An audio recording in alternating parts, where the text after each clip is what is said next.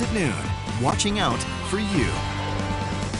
Welcome to KOIN 6 News at noon. I'm Ken Body. And I'm Jenny Hansen. Portland City Council members are working today to determine the best practices for policing. Moments ago, they wrapped up an hours-long meeting. Elise Haas was there and has more on what this means for Portland police.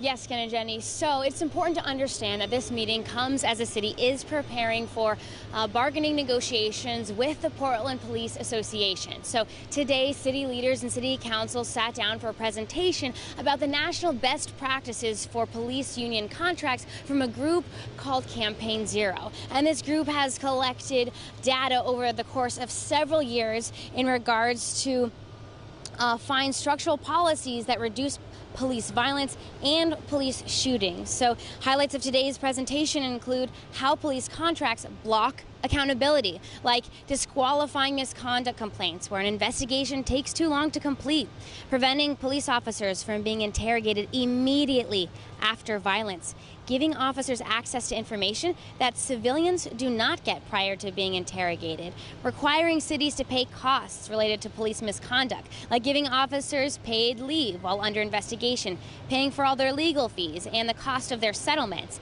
and limiting disciplinary consequences for officers.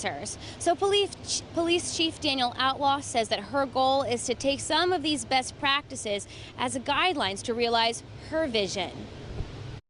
I support a fair and objective process for bargaining for all of our members, but I also believe it's important to hear from varying perspectives to ensure any blind spots are addressed.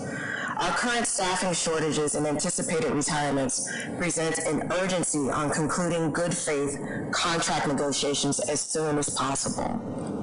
So I'm hopeful that our negotiations result in a PPA contract that is in the best interest of all stakeholders, not just our members, not just our community, but all stakeholders, to ensure that we are a competitive employer of choice.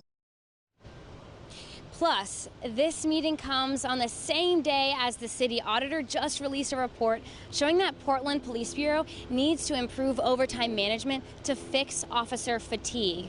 For example, the city audit found one patrol officer worked 97 hours in 1 week. How is that possible?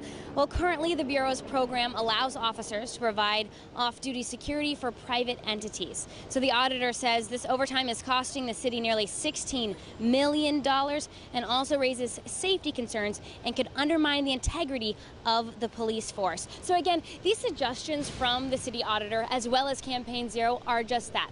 They are suggestions. So that means none of this is necessarily going to make it into the PPB contract when they start those negotiations. However, this presentation was more for a learning opportunity for City Council, for the community, and also police officers as well. So once they get to the bargaining table, they'll be able to make better decisions based off of data and not just anecdotal evidence. Ken and Jenny? Yeah, definitely important to discuss before those negotiations. Okay, thank you, Elise.